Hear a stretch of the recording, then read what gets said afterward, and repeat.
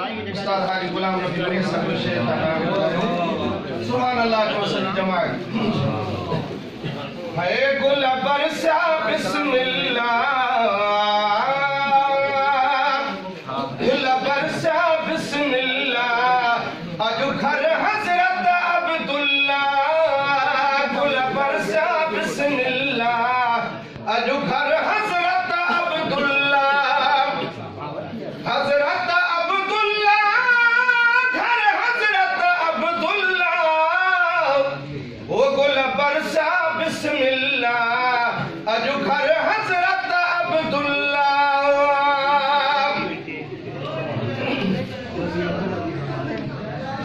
खुश रे हु जरूर थियो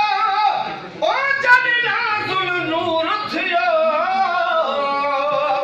खुश रे हु जरूर थियो जन नाजुल नूर थियो महबूब अची वियो ओ घर घर मशहूर थियो महबूब अची वियो घर घर मशहूर थियो आयो रात रसूलुल्लाह आयो रात रसूलुल्लाह अज घर हजरत अब्दुल्ला गुल बरसा बिस्मिल्लाह अज घर हजरत अब्दुल्ला वही बे मामे अब्दुल्ला जी याद कर थोड़ा साइड पे रखा रहमत साल भरी अमामिना जी झोली इन सायन साइया खे गल लाए हिया लोली इन सायन साइया खे गल लाए हिया लोली ला इलाहा इल्लल्लाह ला इलाहा इल्लल्लाह ये मोबाइल चले अब्दुल्ला गुल बरसा बिस्मिल्लाह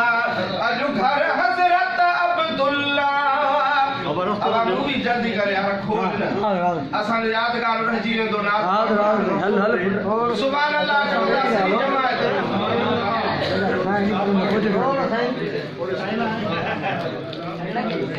ओ गुल बरसा बिस्मिल्लाह अज घर हजरत अब्दुल्ला गुल बरसा बिस्मिल्लाह अज घर हजरत अब्दुल्ला हजरत अब्दुल्ला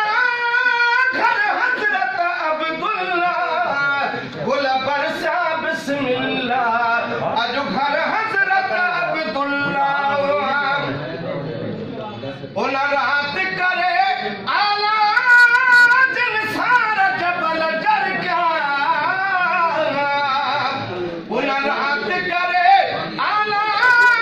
जिन सारा जबल जर क्या यही कबे खे ही चाहिए ओ सब मोमिन थे मुर क्या अब आप पंज मिनट वे हो बुता को साईं हवाल वठ नात पूरी कयाम सुभान अल्लाह जो सही जमात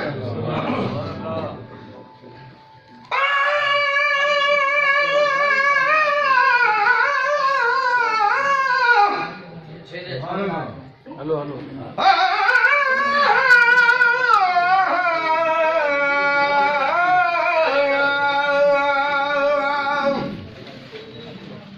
आयो अरबी जामुआ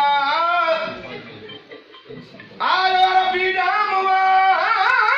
दुनिया सजी सुरहान थी कुफ्र जी ऊंदहि वई ऐं नूर जी चांदरान थी साड़ वारा विया सड़ी परईंदा शिकन कान थी रहनुमा रहबर मिलो रिंदन जी रूह रिहान थी अजो अब्बासी लतीफ जहड़ा सब छजा बख्शे खुदा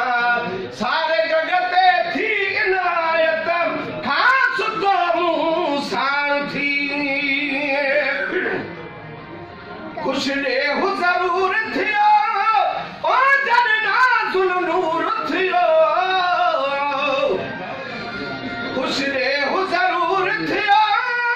जन नाजुल नूर थियो